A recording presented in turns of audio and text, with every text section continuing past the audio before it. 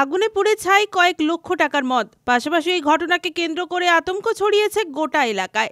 জানা গেছে বহু সরঞ্জাম সহ বেশ কিছু নগদ টাকাও পুড়ে ছাই হয়ে গিয়েছে। কিভাবে এই আগুন লাগলো তা না জানা গেলেও প্রাথমিকভাবে অনুমান শর্ট সার্কিট থেকেই এমন ঘটনা।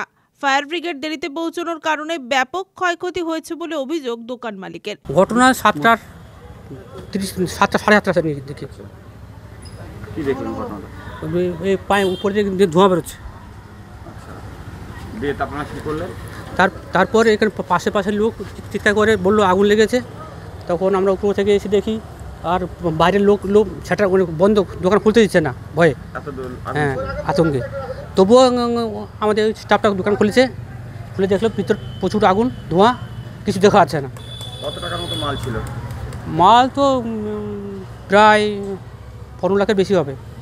ওই দোকানে কোনো ধরনের অগ্নি নির্বাপক ব্যবস্থা না থাকায় এমন ভয়াবহ অগ্নিকাণ্ড ঘটার অভিযোগ উঠেছে স্থানীয়দের থেকে। যেখানে দেখা যাচ্ছে দীঘা, তাজপুর, মন্দারমণি, শঙ্করপুরের মতো এই সমস্ত পর্যটন কেন্দ্রগুলিতে দ্রুত অগ্নি নির্বাপনের ব্যবস্থার জন্য নিমতলায় তৈরি করা হয়েছিল ফায়ার স্পেশাল, এবং সেখান থেকে আসতে সময় লাগে প্রায় আধ ঘন্টারও বেশি, যার ফলেই এই বড় ধরনের দুর্ঘটনা ঘটল বলে মনে করছে স্থানীয় বাসিন্দারা।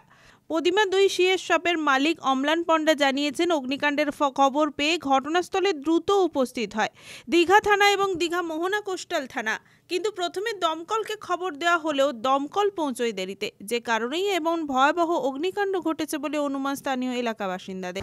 দীঘা থানা বা কোস্টাল থানার ভ্যান দাঁড়িয়েছিল, তারা থেকে এই দেখে ফোন করলো। দমকল বলছি তো পুরো 35 মিনিট, আমি লেট হয়েছি। কত টাকা জিনিস ক্ষতি হয়েছে? বললাম তো 10-এর উপরে, মানে কাউন্টারে গেছে, আর গোডাউনে কিছু এখনও কাউন্টিং না করলে বুঝতে হবে। ব্যুরো রিপোর্ট, খবর BCBS।